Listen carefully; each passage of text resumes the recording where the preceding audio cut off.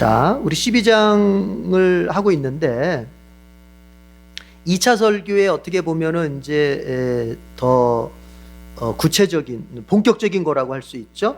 율법의 세부적 내용들을 다루는 그 부분이라 그랬죠. 2차 설교 중에서도. 자, 그 가운데서 우리가 12장의 첫 번째 단락은 표시를 하고 설명을 저기에 저런 내용을 하면서 마쳤던 것 같아요. 우리가 과거의 신앙생활을 해왔던 것, 그거 소중한 것이고 그것이 우리의 신앙 자산인 건 맞는데 그것이 완성은 아니다. 더 나가야 된다. 더 발전해야 된다. 그래서 교회가 우리의 지난날의 신앙생활에 대해서 어떤 수정을 가하려고 할 때 그것은 여러분의 신앙생활이 그것이 나쁘거나 잘못되었거나 꼭 불필요해서만이 아니라 그것을 기초로 해서 더 앞으로 전진시키기 위함이라는 것을 얘기하면서 마무리를 지었던 것 같습니다. 기억나죠? 맞습니까? 네, 좋습니다. 자, 같이 봅시다. 표시는 다 했죠? 4절, 5절, 8절, 11절, 13절 다 표시했죠? 4절, 5절만 했나요? 그랬군요. 자, 4절, 5절 표시했으면 지도 표시했을 것 같고 했을 거고. 자, 같이 다시 한번 읽어볼게요. 4절, 5절 시작. 그러나 당신들은 주 당신들의 하나님을 섬길 때에 이방 민족들이 그들의 신들을 섬기는 방식으로 섬겨서는 안 됩니다. 당신들은 주 당신들의 하나님이 자기의 이름을 두려워하고 거처로 삼으신 당신들 모든 지파 가운데서 택하신 그곳으로 찾아가서 예배를 드려야 합니다. 자, 마저 표시할게요. 그러면요 8절 망원경 표시할게요. 8절 망원경이니까 이제 첫 번째 단락에서 보조하는 그 역할을 하겠죠. 8절 다 같이 시작. 오늘 여기에서는 우리가 저마다 자기의 소견대로 예배를 드리지만 거기에 가서는 그렇게 하지 못합니다.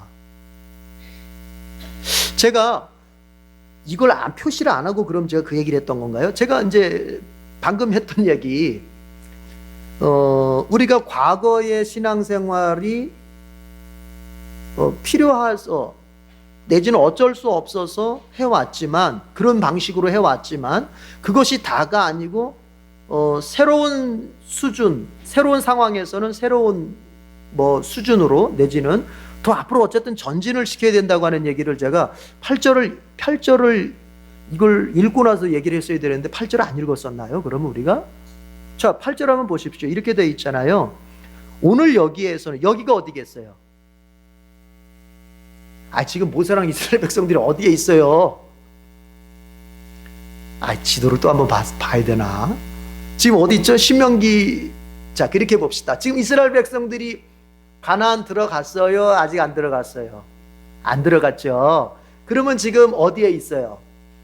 모압 평지에 있죠. 모압 평지, 모압 광야. 자, 이 모압 평지 올 때까지 여기서 말하는 여기라고 하는 것은, 여기 모세가 말하는 오늘 여기라고 할 때 여기는 어디냐?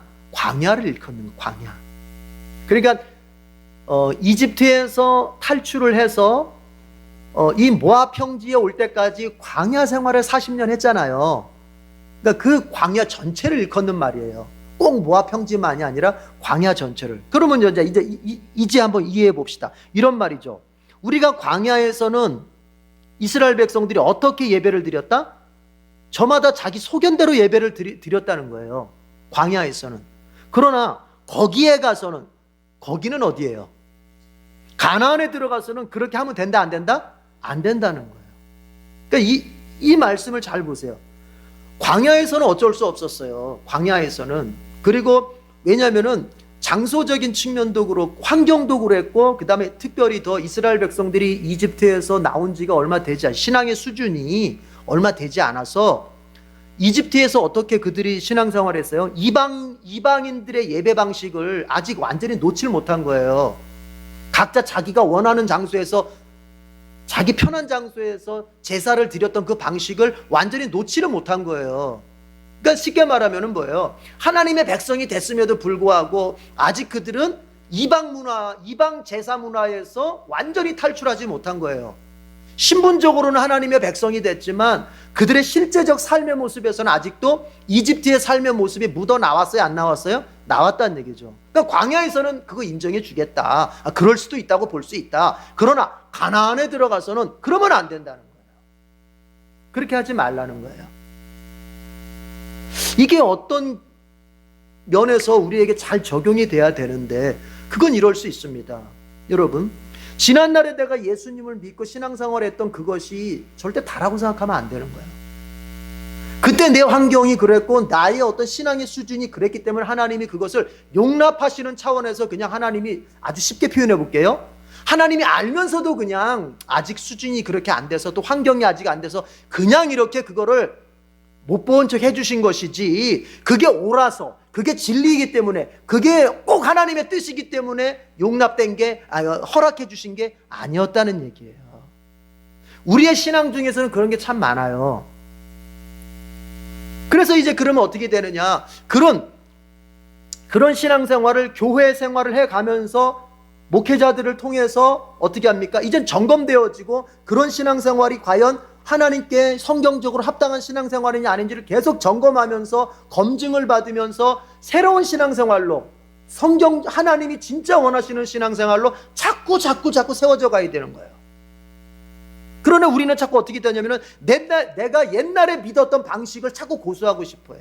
내가 옛날에 믿었던 신앙생활의 방식이 다라고 생각하고 그걸 고집하려고 들어요. 모세가 하는 얘기 아닙니까? 여기서는 그게 그럴 수 있었지만 각자의 소견대로 각자의 생각대로 신앙생활을 했었지만 거기 가서는 그렇게 하면 안 된다. 이제 각자 생각대로 이럴 거야. 자기 개인적 추측을 가지고 신앙생활을 하면 된다 안 된다? 안 되는 거예요. 왜냐? 이제 하나님께서 뭘 주셨어요? 객관적인 말씀을 주셨잖아요. 표준적인 율법을 딱 주셨잖아요. 제가 지금 말씀드린 거 이해하겠습니까? 이젠 하나님이 율법이라고 하는 너무나도 읽어보면 알 수 있고 표준적인 그 기준이 되는 표준적인 율법을 딱 주셨잖아요. 그럼 거기에 맞춰서 할 것이지 그 율법, 표준적인 율법까지 받았는데도 자꾸 자기 어떤 개인의 취향, 개인의 어떤 성향, 개인의 취향, 개인이 어떤 욕망대로 이렇게 신앙생활을 이렇게 저렇게 변형시켜서 하면 안 된다는 얘기예요. 8절을 한 번 더 읽었길래 같이 한번 나눠봤습니다. 그래서 따라합시다. 신앙생활은 매일 개혁되어야 한다. 개혁되어야 한다. 그래서 장로교를 다르게 부를 때는 개혁교회라고 불러요. 원래 그러니까 칼빈이 원래 세운 그 파가 개혁파예요. 개혁파. 그 개혁파가 영국으로 가서 그 칼빈의 제자 중에 존 녹스라고 하는 사람이 영국에서 그 칼빈의 개혁파인데 사실은 그거를 장로교라는 이름으로, 왜냐니까 칼빈이 세웠던 그 교회가 이름은 개혁파인데 그러니까 개혁교회죠. 개혁교회인데 그 정치체제가 말하자면은 장로체제. 그걸 갖다가 이제 존 녹스가 영국에서 세울 때는 그걸 장로교라고 해가지고 세웠던 거고, 그 장로교가 신대륙 미국으로 건너갔고 그 미국에서 장로교 선교사들이 이제 한국에 온 거죠.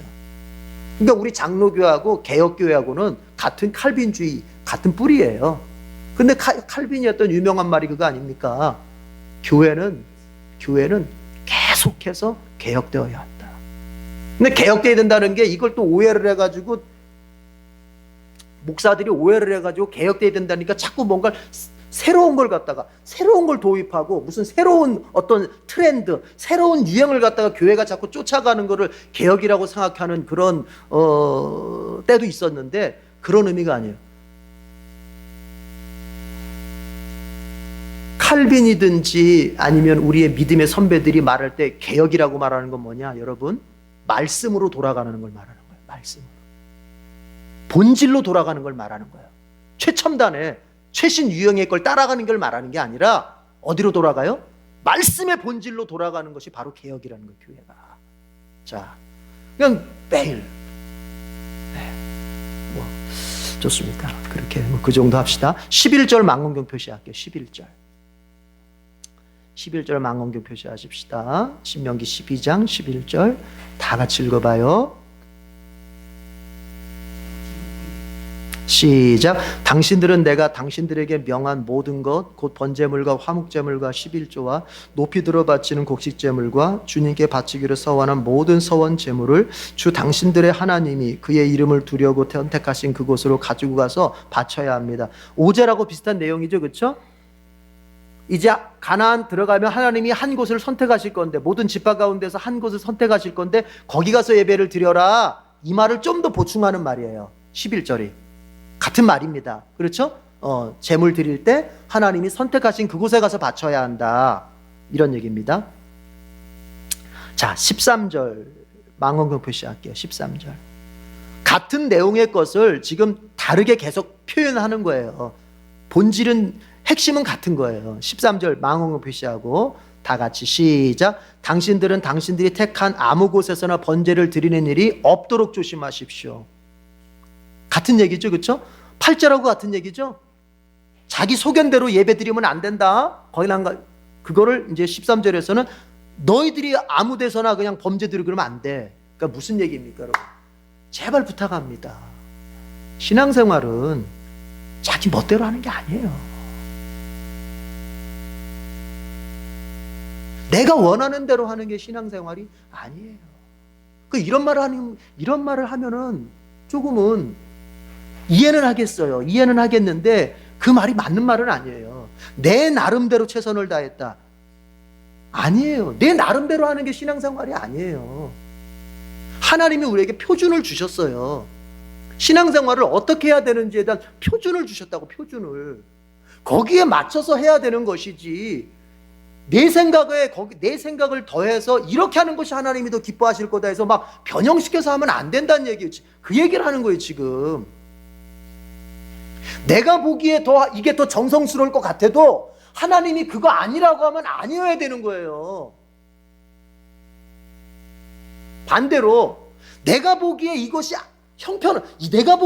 너무 형편없는 것 같아도 하나님이 그게 맞다고 하면 그걸 드리는 거예요.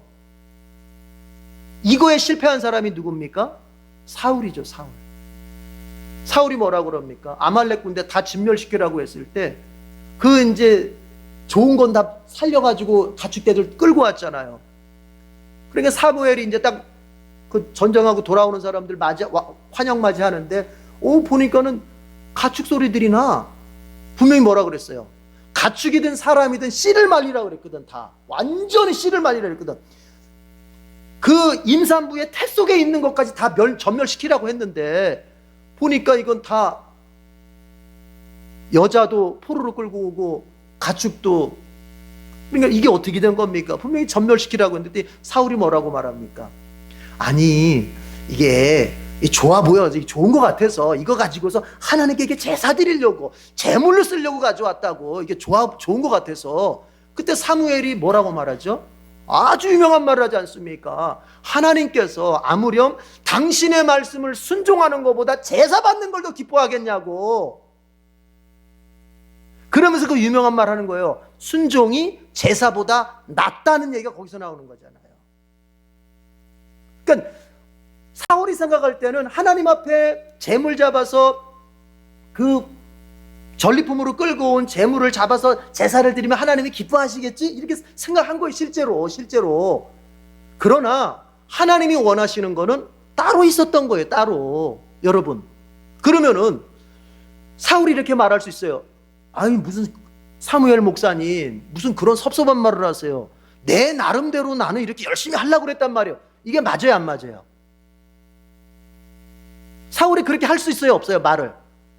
아니, 자기 나름대로는 하나님 앞에 잘하려고 한 거 아닙니까? 그러나 사무엘이 뭐라고 말합니까? 당신은 그 일로 인해서 왕에서 폐하여질 것이다.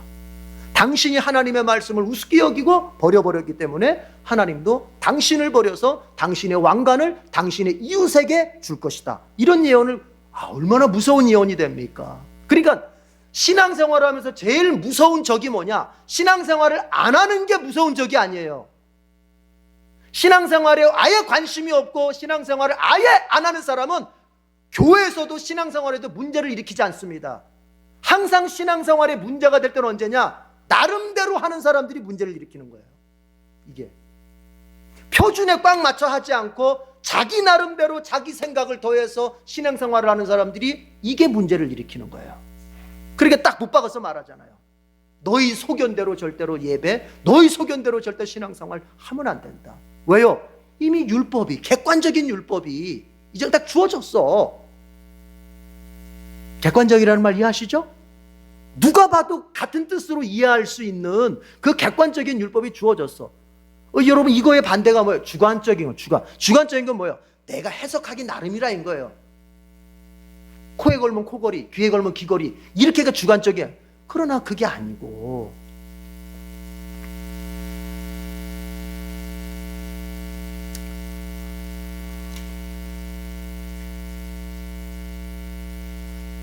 모세는 그것을 절대로 이제 당부하는 거죠.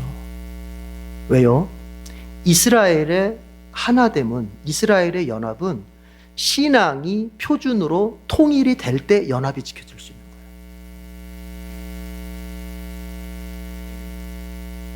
이게 굉장히 중요한 겁니다. 하나님의 백성이 연합할 수 있는 것은 사람이 좋아서 연합하는 게 아니에요. 여러분들 각자가 착해서 교회가 연합할 수 있는 게 아니에요. 에덴교회에 인격적으로 좋은 사람 다 보내주면 연합할 수 있게 하지, 절대 그렇게 되지 않아요. 교회의 연합, 하나님의 백성의 연합이라고 하는 것은 신앙이 통일될 때 연합할 수 있는 거예요. 한 분 그리스도 안에서 하나된 신앙을 가질 때 이게 하게 되는 거지, 교회가 분열한다고 하는 건 뭐냐? 신앙이 아직 통일되지 않았다는 얘기예요. 다 각자가 원하는 대로 신앙생활을 한다는 소리예요. 그게 다 자기 마음대로 신앙생활을 한다는 거예요. 그걸 가지고 우리 교회를 들여다봐요. 에덴 교회가 하나 됐다면 그것은 뭐냐? 오직 예수 그리스도를 바라보는 신앙으로 통일을 됐고, 그 예수께서 교회의 지도자요 일꾼으로 세운 목회자를 통해서 주시는 말씀 안에 이게 연합이 되어 있다는 소리예요.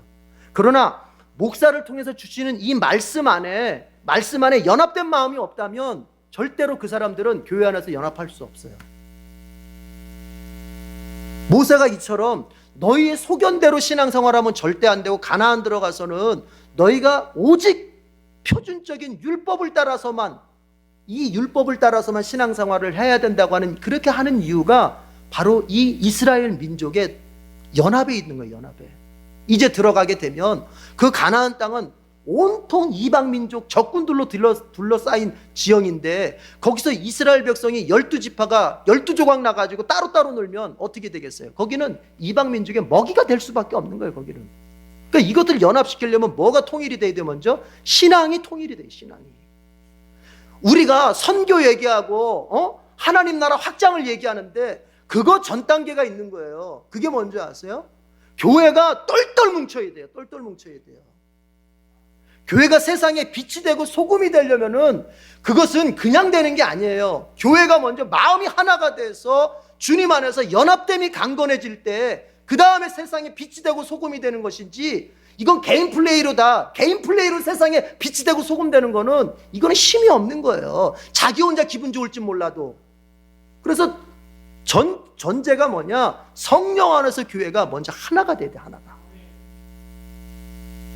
그런데 이 하나가 되기 위해서 먼저 뭐가 필요하느냐? 한 말씀 안에서 서로 마음이 일치가 될 수 있어야 돼요. 목사가 여기서 설교를 하면은 그 설교에 대해서 다 같이 아멘하면서 이게 신앙에 모아져야지. 설교는 하나인데 다 모두가 딴 생각으로 그냥 신앙생활 해버리면 이건 하나가 될 수가 없는 거예요. 표준적인 그 율법이 있는 것처럼 말씀이 선포될 때 마음이 하나, 연합하는 것이 중요하기 때문에. 여러분, 가정도 마찬가지입니다. 여러분의 가정이 하나가 되기를 원하고, 그러니까 가족이 뭔가 이렇게 좀 연합되는 분위기의 가정이 되고 싶다면 그건 다른 것 가지고는 안 되는 거예요. 여러분의 가정이 신앙이 통일이 될 수 있어야 돼요. 신앙이 통일이 안 되면 가정이, 부모 자식 간에 이게 하나가 될 수 없어요. 겉으로는 평화스럽게 하나 된 것 같지만 정말 중요한 순간에는 영이 달라버리면은 이건 일치가 될 수가 없는 거예요. 우리가 보통 뭐 먹고 같이 이렇게 즐거운 거 지내고 이런 건 하나 될 수 있어요. 그러나 이 가정이 정말 이제 정말 중차대한 결정을 앞에다 두고 있어요. 하나님을 선택할 것이냐 아니면은 세상을 할 것이냐를 딱 놓고 이 문제 앞에서 이게 영으로 하나가 돼 있지 않으면은 이건 갈릴 수밖에 없는 거예요. 이게 이해가 되십니까? 모세는 그거를 염두에 두기 때문에 이스라엘 백성들에게 지금 모세가 피 터지게 외치는 거예요. 제발 광야에서처럼 너희의 소견대로 했던 것처럼 너희의 개인적인 생각대로 광야에서는 신앙생활을 했었지만 가나안에 들어가서는 절대로 그러면 안 된다. 각자의 생각대로 하면 안 된다. 저는 목사로서, 담임 목사로서 에덴교회도 마찬가지입니다. 여러분, 각자 여러분 신앙생활 하면 안 돼요. 그래서 목사가 지침을 주는 그대로 따라오셔야 돼. 거기서 여러분들이 뭘 빼고 뭘 더하면 안 돼. 그러면 안 돼요. 제 말을 들으라는 것이 아닙니다. 저의 개인적인 어떤 취향에 맞추라는 얘기가 아닙니다. 하나님의 말씀을 여러분에게 이렇게 설명하고 하나님의 말씀을 여러분에게 이렇게 드렸을 때 여러분들이 그 말씀에 맞추라는 얘기가 말씀이에요. 자, 이제 모세가 그렇게 강조를 했습니다. 너희는 주님이 택하신 그곳에서만 그렇게 모여서 제사를 드려야 된다. 이런 얘기를 했습니다. 두 번째 단락에서 보겠는데 15절 16절 나침반 표시할게요.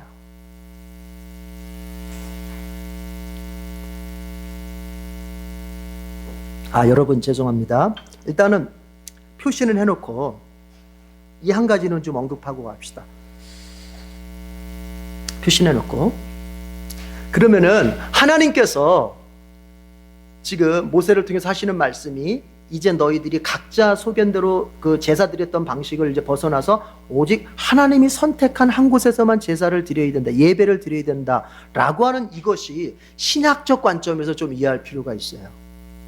여러분, 구약은 오실 예수님에 대해서 미리 보여주는 거잖아요. 그렇죠? 앞으로 오실 예수님에 대해서 예언해 주는 거잖아요. 그래서 구약에 있는 모든 사람, 모든 사건, 그리고 뭐 어떤 말씀들은 뭐예요? 예수님을 설명하는 것들이거든요. 그러면 이 사건 역시도 사실은 예수님에 대해서 설명하는 거예요. 그게 어떻게 되느냐? 보십시오. 여러분, 제사라는 건 뭐예요? 구약의 제사라고 하는 거, 예배라고 하는 건 뭐예요?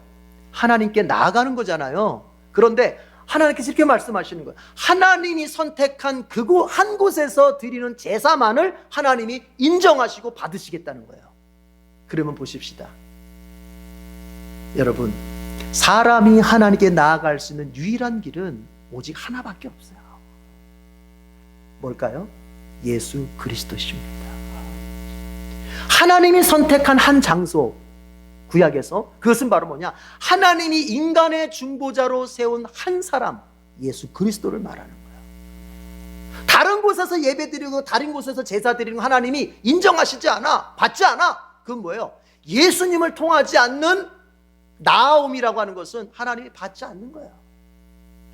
예수님을 통하지 않고 하나님 앞에 잘 보이려고 한다? 그건 필요 없는 거예요. 하나님 받지 않겠다는 거예요. 오직 하나님이 정하신 한 장소에서의 제사만을 받으시는 것처럼 하나님께서 정하신 유일한 중보자 예수 그리스도를 통해서만 하나님은 인간은 하나님 앞에 나아갈 수 있고 하나님은 예수 그리스도를 통해서 오는 그 사람만 하나님이 받으시는 거예요.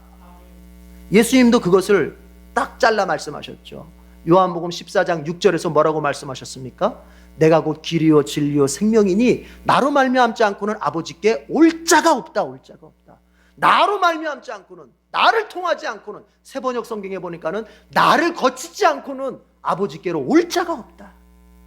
그걸 말하는 거예요. 여러분, 예수 그리스도를 통해서만 우리는 하나님께 나아갈 수 있습니다. 믿으시길 바랍니다. 정말 믿으시길 바랍니다. 이걸 믿으신다면 여러분들은 다른 것 가지고 헤맬 필요가 없어요. 우리는 이렇게 예수 그리스도를 통해서만 하나님께 나아갈 수 있습니다. 그러면 아멘은 하지만 실제에서는 뭐냐? 그래도 내가 요걸 도저히 열심히 좀 해야 되겠고, 요거 도저히 열심히 해야 주님이 기뻐하실 것 같고, 내가 이렇게 해야 주님을 마음을 감동을 줄 것 같고, 이렇게 한단 말이에요. 이게 굉장히 위험한 거예요. 왜 위험할까요? 자, 이건 복음입니다. 하나님께서 구약으로 말하자면은 하나님께서 한 장소에서만 그 하나님이 택한 그 장소에서만의 제사만을 내가 받겠다. 신약으로 말하자면은 하나님의 선택자 그 예수 그리스도를 통해서 오는 사람을 내가 받겠다. 이건 복음입니다. 왜 그럴까요? 여러분, 다른 조건이 없어요. 다른 조건이 없어요. 누구든지 뒤집어서 얘기하자면은 누구든지 예수님을 통해서만 하나님께 간다면 하나님은 그를 다 받아주는 거예요. 그가 얼마나 무지막지한 죄인이든지, 그가 얼마나 무식쟁이든지, 얼마나 가난한 사람이든지, 그가 얼마나 형편없는 인격의 사람이든지, 그가 얼마나 망가진 인생이든지, 단지 하나 예수 그리스도를 통해서 간다면 하나님은 두 팔 벌려서 환영하겠다는 거예요.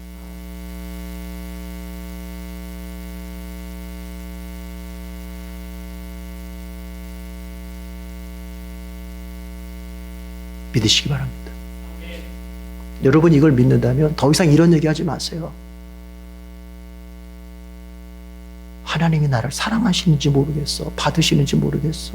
이건 뭐냐? 예수님을 통하지 않고 나의 어떤 걸 가지고 자꾸 하나님 앞에 내가 뭔가를 보여주고 싶다는 마음이 있으니까 자꾸 그런 거예요. 나의 어떤 걸 잘남을 가지고서 하나님께 뭔가 인정받고 싶다는 이 마음이에요. 아니, 헌신 그리고 열정적인 신앙, 이걸 탓하는 것이 아닙니다. 열심히 해야 됩니다. 우리가 기도 그리고 예배, 이런 모든 신앙의 요소들을 열심히 감당하시. 그러나 그 바탕은 뭐냐? 그 근본은 뭐냐? 나의 나됨이 오직 예수 그리스도를 통해서라는 거예요. 바울은 그걸 그렇게 표현했던 거예요. 나의 나됨이 은혜입니다. 은혜로 된 것입니다. 그건 다른 게 아니에요. 예수 그리스도로 된 거예요. 예수 그리스도로. 이것이 바탕에 깔려있는 상황에서 그 위에다가 우리의 열심이라고 하는 신앙의 탑을 쌓아가는 것이지, 어떤 분을 보면은 바탕 자체가 자기의 열심이야. 자기의 열심. 자기의 열심으로 하나님을 감동 주어서 신앙생활을 해나가. 이게 어디에 문제가 있을까요? 열심히 못할 때가 있거든요. 우리가 약해질 때가 있거든요. 있어요, 없어요? 있거든요. 그러면 어떻게 돼? 그 사람은 신앙이 완전히 밑바닥까지 곤두박질 치는 거예요. 그러면 어떻게 되느냐?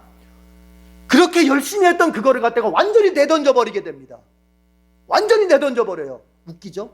그러니까 자기 기분이 뜨거웠을 때는 막 하늘의 별이라도 따서 막 주님 앞에 줄 것처럼 막 합니다. 그러나 이거를 끝까지 유지를 못해요. 인간은 어떻게 유지를 합니까? 인간이 한계가 있는데. 그러면 내가 시험 들 때가 있고 내가 게을릴 때가 있고 그럴 수 있어요. 그러면 어떻게 되느냐?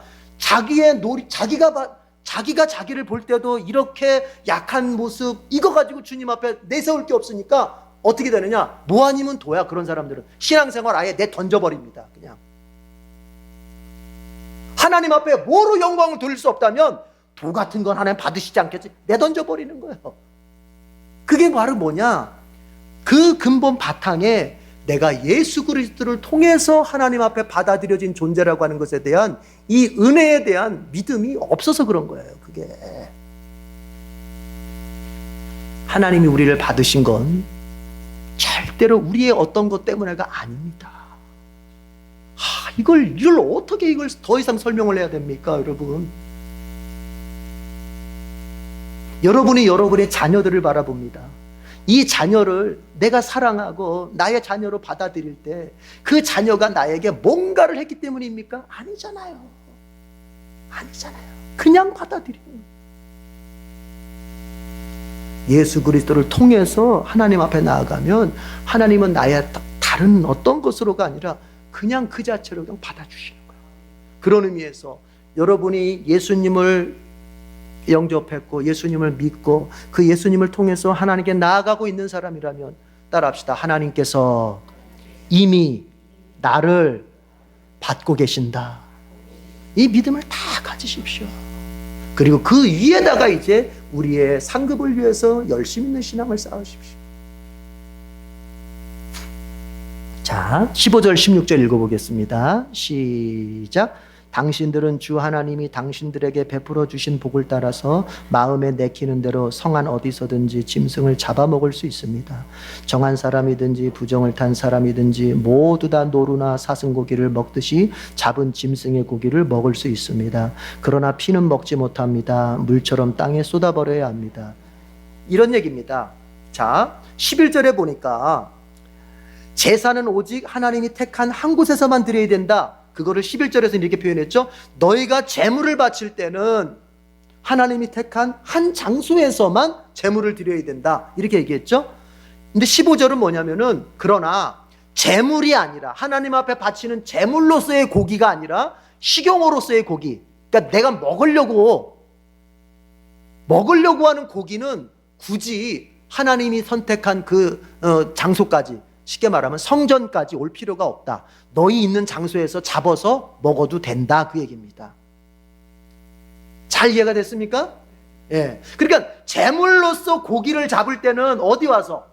성전에 와서 잡아야 되고, 그러나 식용으로 우리 가족들이 어느 날 고기가 땡겨. 가족들이 아빠 고기 한번 먹어요. 우리 고기 먹고 싶어요. 알겠다. 그러면 내가 그 고기 잡을 때 그럼 나 예루살렘 갔다 올게. 그러지 말고 어떻게 알아? 거기 있는 장소에서 잡아서 먹어라. 레위기 17장을, 이게 왜 중요하냐면 레위기 17장에서는 어떻게 했어요?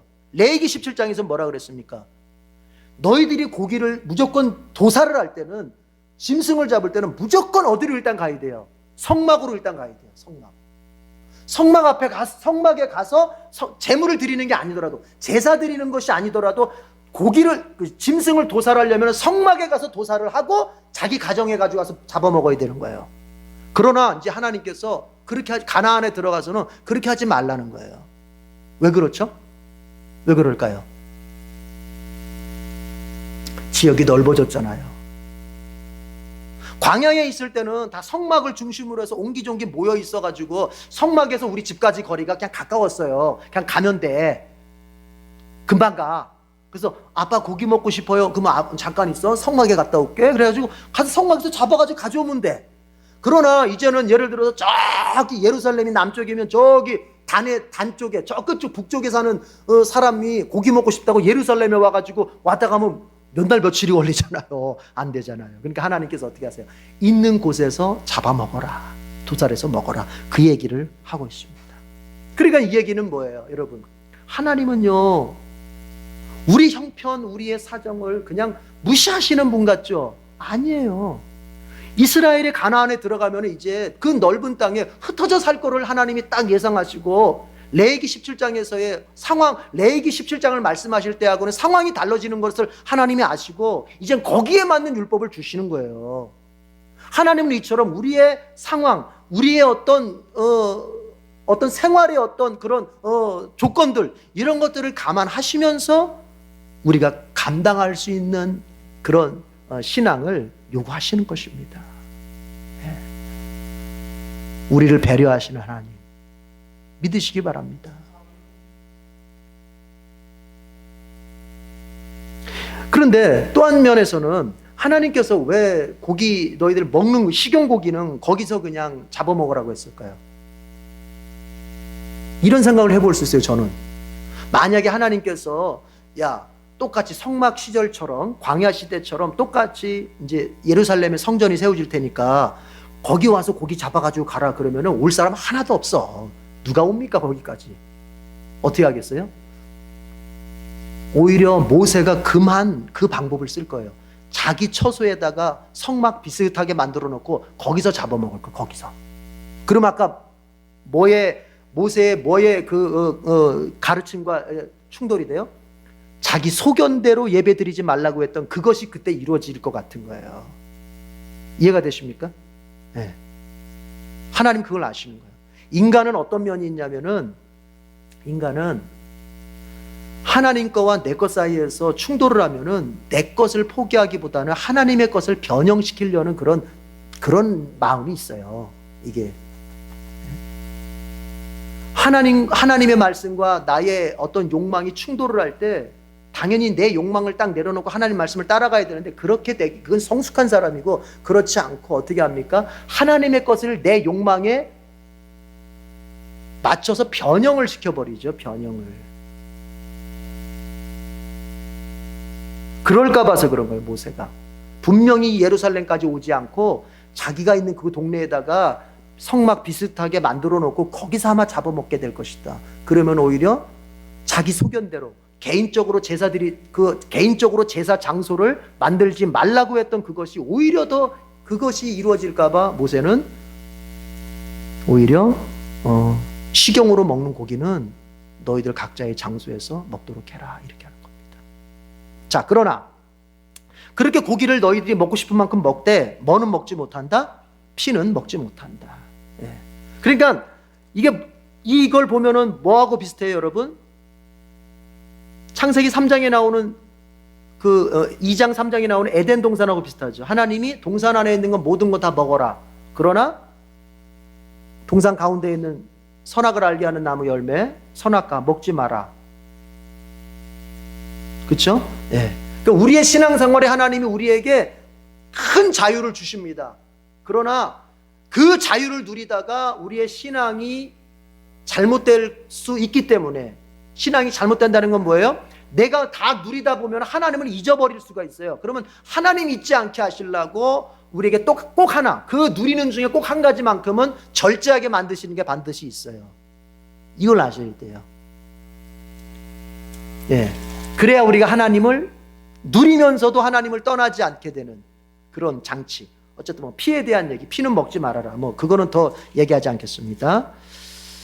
26절 망원경 표시하겠습니다. 26절.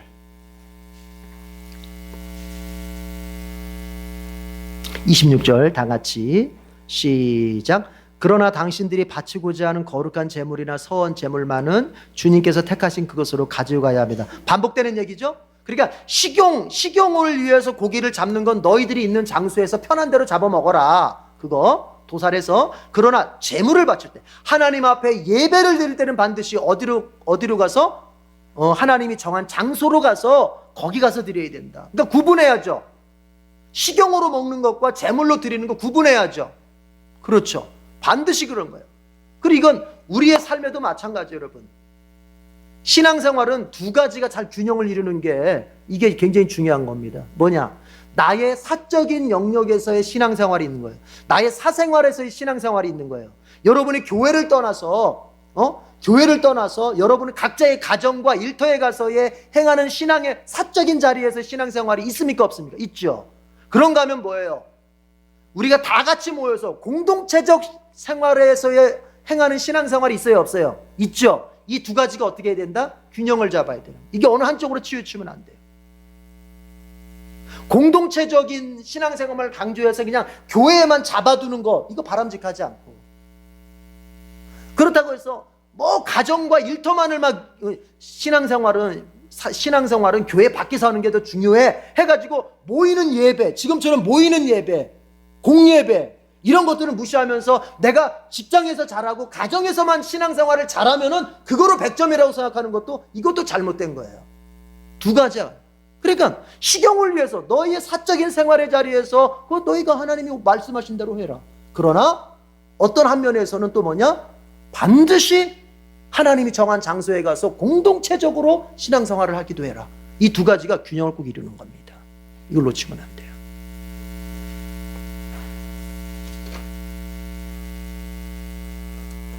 자, 세 번째 달라 하나 더 표시하고 마지막 말씀을 드릴게요. 30절 나침반 표시하겠습니다.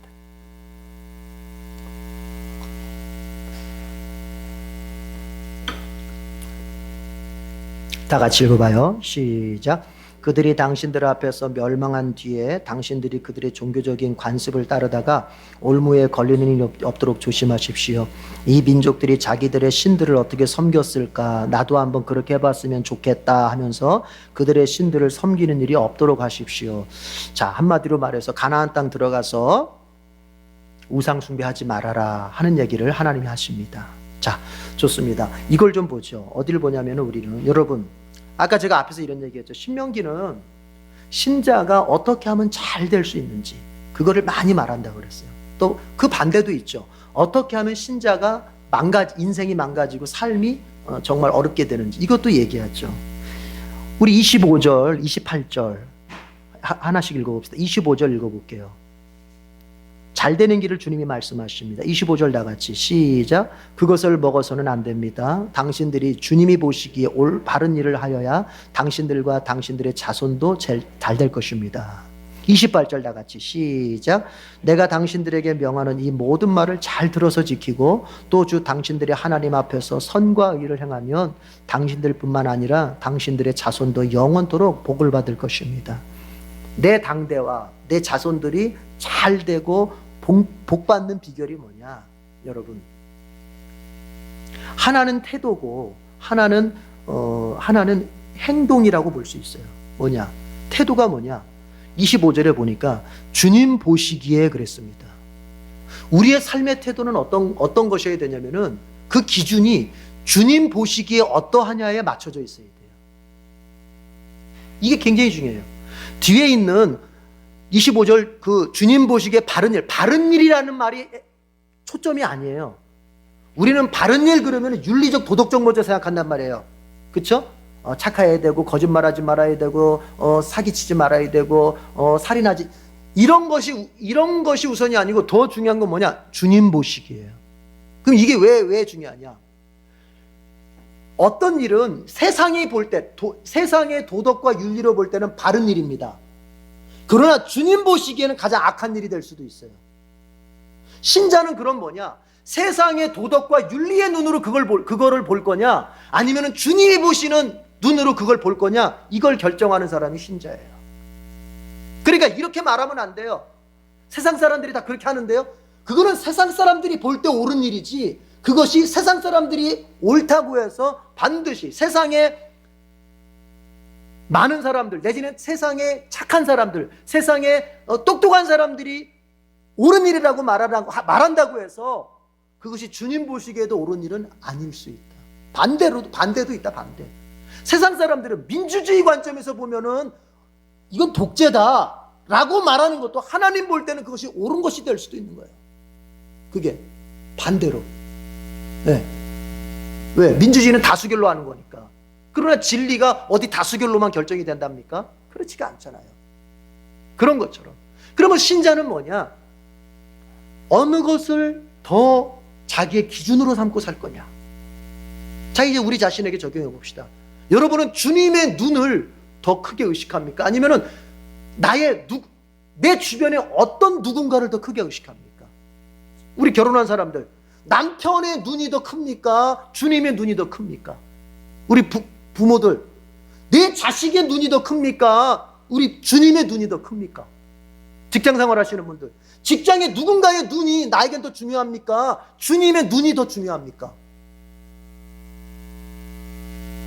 주님이 보시기에. 이게 중요한 말이에요. 주님이 보시기에 바른 일. 그러니까 주님이 보시기에 합당한 일을 행할 때 내가 잘 된다는 거예요. 내 자식이 잘 되고. 우리는 마음의 결정을 해야 되는 거죠.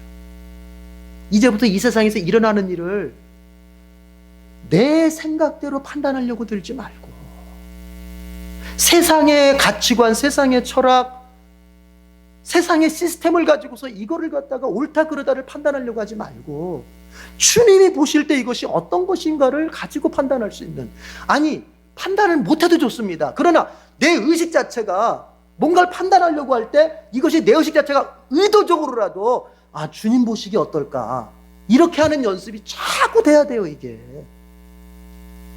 그래서 우리의 가정 내에서 일어나는 일들, 또 사회적으로 정치, 경제, 어떤 문화적인 면, 이런 모든 것들도 누군가가 이렇다 하더라가 아니라 주님의 관점에서 그것을 보고 옳고 그름을 판단할 수 있는, 어느 정치평론가가 이러니까 옳더라 이게 아니라 주님 보시기에 이것이 어떤 것일까, 성경적으로 어떤 것일까, 이런 거, 이게 중요한 거라는 거예요.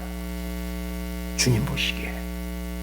그리고 28절에서 뭐라고 말해? 이게 태도라면, 우리의 태도, 항상 주님 보시기에 어떨까, 이 태도를 가지고 이제 판단하고 선택한다면 28절에서는 뭐 이제 행동적인 것이죠. 뭐죠? 말씀을 잘 들어서 지키는 거예요. 첫 번째가 뭐예요? 지키는 게 먼저예요? 듣는 게 먼저예요? 듣는 게 먼저예요. 말씀을 먼저 잘 들어야 돼요. 잘 들어야 됩니다. 그냥 듣는 게 아니야. 어떻게 들어야 돼요? 잘 들어야 돼. 잘 들어야 돼. 잘 듣는 게 어떻게 듣는 거예요? 하여튼 말씀을 들어야 돼요. 말씀을 듣는 게 먼저예요. 말씀을 듣는 자리에 없는 사람은 절대로 지킬 수 없습니다. 절대 그럴 수 없어요. 말씀을 듣는 자리에 성실한 사람이 지키는 자리도 성실하게 된다. 그래서 어떤 사람들을 볼 때, 과거에 어떤 사람들을 볼 때 말씀 듣는 자리는 없으면서 자기의 막 열심으로 신앙생활을 막 하려고 하는 사람들이 있어. 그러다가 딱 자기의 생각하고 다르니까 다 신앙생활 던져버리는 거예요. 말씀을 듣는 자리에 없으니까 하나님이 요구하는 말씀이 뭔지를 모르는 상태에서 내 뭔가의 공로를 가지고 하나님 앞에 신앙생활을 하려니까 이게 한계에 딱 부딪힐 때가 오는 거예요. 그래서 지키는 게 먼저, 주님은 그렇게 말씀하시잖아요. 지켜라가 아니에요. 먼저 들어야 된다. 주님의 뜻이 무엇인지 듣고, 그리고 이제 그것을 열심히 있게 순종하는 거죠. 여러분, 이러면 어떻게 된다고요? 내 당대에 주님이 복을 주시고 내 자손들에게도 하나님이 복을 주신다는 얘기를 하고 계십니다. 다른 것 가지고 잘 되려고 하지 마세요. 나는 우리 교인들 보면서 너무 마음이 제가 기쁠 때가 더 많겠지만 어쩔 때 보면 안타까울 때가 있어요. 뭐냐? 잘 되는 길을 모른 채 열심히 살고 있어. 어떻게 하면 잘 되는지를 몰라. 어떻게 해야 하나님이 복 주시는지를 몰라. 그리고 막 열심히 살아. 그리고 주일 보면 막 지쳐가지고 그냥 막 이러고 있어. 얼마나 안타깝습니까? 여러분, 사람은요 먼저 알아야 되는 거예요. 먼저 알고서 그 알게 된 그걸 가지고서 이제 열심히 사는 거예요. 먼저 주님은 우리에게 열심히 살라 말씀하시는 것이 순서가 아닙니다. 주님은 먼저 가르쳐 주십니다. 누가 복을 받고 누가 잘 되는지, 누구의 자녀가 복을 받고 누구의 자녀가 잘 되는지 주님이 먼저 알려주십니다. 그리고 나서 열심히. 그래서 우리 교인들이 다 그랬으면 좋겠어. 먼저 잘 사는 길을 좀 여러분 아시길 바랍니다. 어떻게 해야 된다고요? 주님 보시기에 어떨까를 항상 가지고 살고, 주님의 말씀을 듣고 그 말씀 그대로 순종해 살 때 주님이 지금 말씀하여 잘 되게 하신다는 거예요. 당신들도 잘 되고 당신 자손들도 잘 되게 하신다는 거예요. 이 하나님을 믿으십니까? 하나님의 약속의 말씀을 믿으십니까? 그럼 오늘부터 우리 그렇게 살자고요. 오늘 들으러 오셨어요. 참 잘하셨습니다. 이제 들었으니 나가서 그렇게 사십시다. 그래서 여러분도 잘 되고 여러분도 자녀들도 잘 될 수 있기를 바랍니다. 우리 같이 한번 통성으로 기도하십시다. 먼저 이렇게 기도하십시다. 하나님께서 우리의 유일한 중보자이신 예수 그리스도를 통해서 우리를 불러주시고 우리를 자녀 삼아주신 걸 먼저 감사하십시다. 내 공로로, 나의 선행으로, 나의 어떤 잘남을 가지고서 하나님 자녀 될 수 있다고 했다면 우리 중에 자녀 될 수 있는 사람은 아무도 없습니다. 우리가 우리 자신을 알잖아요. 우리 지금 이 자리에 오기 전까지 내 마음속에 얼마나, 그리고 내 행위 속에 얼마나 부끄러운 것들 많이 있었는지 알잖아요. 그런데 하나님께서 예수 그리스도를 통해서 오면 그 죄 다 씻어주고 받아주시겠다고. 얼마나 감사합니까? 그 일에 먼저 감사하시고, 하나님께서 이처럼 은혜로 우리를 자녀 삼아 주셨으니 이제 하나님, 내가 모든 것을 주님 보시는 관점으로 볼 수 있게 해주시고, 그리고 주님의 말씀을 듣고 주님의 말씀을 순종하는 가운데 나와 나의 자녀들이 복된 인생을 살게 주님 도와달라고 그렇게 한번 기도하십시다. 다 같이 동성으로 기도합니다.